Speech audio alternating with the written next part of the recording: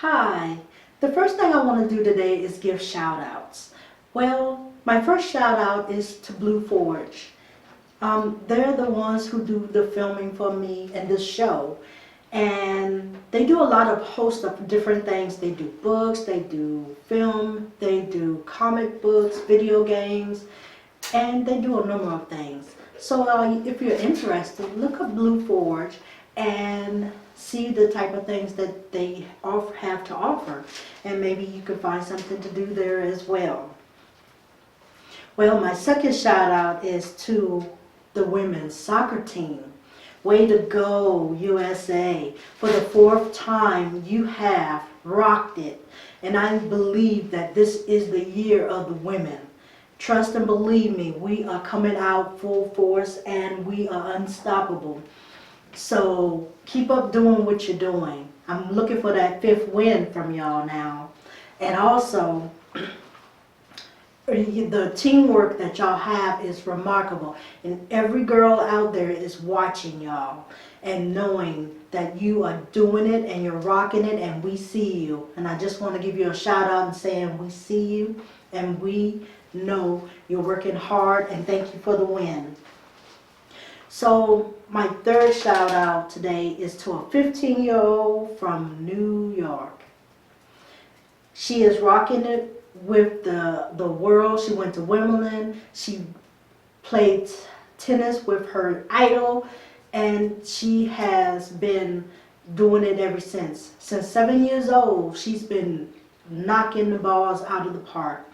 She's ranked number 301 in the world for the tennis champion. And I don't know if you know anything about that, but it goes up to 500, and there's not many people who can get on that list. So for her to be the first 15-year-old to be on that list is an honor, and I believe that she will take it all the way.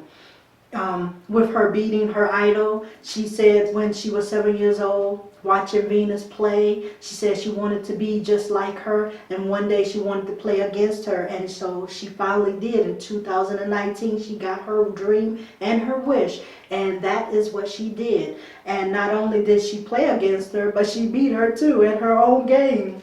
So that is an accomplishment. So congratulations, Coco. You have earned it. And I'm very proud of you, and I'm going to let you know that I see you, girl. So keep doing what you're doing.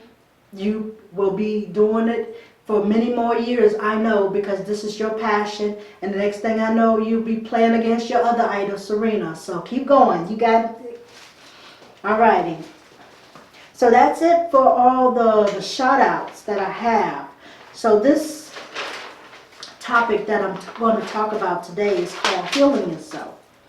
So I'm going to tell you a little snippet about me to go into it before we get into the whole topic of healing. So when I got divorced for the first time, I really didn't take that time to heal myself properly before I really got into another relationship. And with that said, I just waited for a year, and not only did I date it during that year after I had got out of that relationship, I was actually doing more damage to myself than I was actually helping. And with that whole part of damaging myself, I thought I was in the process of like, oh, I'm so good. But in the process, I really wasn't good. I was just getting by. And getting by meaning that I was just doing anything to cope and cover up and mask the pain that I was feeling. So that whole year dating this individual that I was dating, I thought, oh yeah, this is a better relationship. And to turn out to be not better, but the same. So what I was doing was leaving one relationship and jumping into another one that was exactly the exact same relationship, just a different person. And I didn't take that time to heal myself before I went to move forward to be with someone else. And then I started doing devious things like self-sabotaging and just uh, not realizing the red flags or the elephant that was in the room when it came to the relationship. Didn't see the signs that was detrimental to me. And I got into an abusive relationship. So healing yourself is very, very important because of the fact that you have to take your time to not only heal yourself and find what is right for you, but you also have to take the time to know what it is that you want for yourself moving forward. And the biggest part of that is like, you know, looking at yourself and seeing what needs to be changed within you instead of looking out and saying, oh, everybody else needs to change or doing this. And you'll find it, you know, it has to start with you. And the healing process has to begin when you let yourself see you for who you truly are. And sometimes that's harder than it seems because most people be like, oh, there's nothing wrong with me, or, oh, you know, this is what it is, you know, and oftentimes we often look for other people to help us when actually the person that needs to help you is you, you know. And you need to sit and recognize your flaws. And that was my biggest issue for myself, is that I was not recognizing the flaws that I was having within myself. You know, I was like, oh, you know, this, and this for everybody else that was doing this for me. But then I kept having repeat patterns. And then I was like, okay, those patterns brought me back to where I needed to know I got to change something on that aspect right there to make it different. If I want to see something different than keep having the same patterns.